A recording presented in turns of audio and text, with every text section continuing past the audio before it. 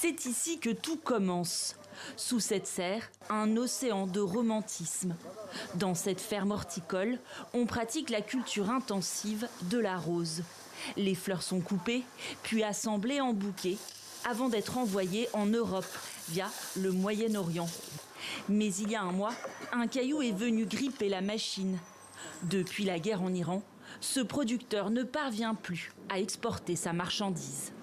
Nous jetons environ 20 à 25% de notre production, ce qui est considérable. Pourquoi jetons-nous? Parce que le transport maritime est trop cher. Je ne peux pas exporter une partie de notre production vers l'Europe. Pour tout achat supplémentaire, je dois affréter un cargo, ce qui est très coûteux et rend l'activité non rentable. Conséquence des frappes qui ciblent quotidiennement les pays du Golfe, la capacité de fret aérien a drastiquement diminué dans cette zone, entraînant une flambée des coûts de transport. C'est une plaque tournante pour tous nos services de fret. Nous utilisons les compagnies aériennes, Saudia, Emirates et Qatar Airways. Ce sont des fournisseurs majeurs de services de fret, ce qui a un impact considérable.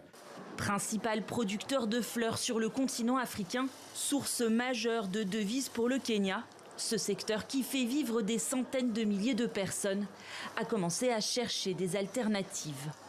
Nous cherchons à développer des marchés comme l'Inde, qui pourraient constituer un canal différent. À long terme, nous pensons que ce sont des mesures d'atténuation possibles pour surmonter les difficultés qui pourraient survenir.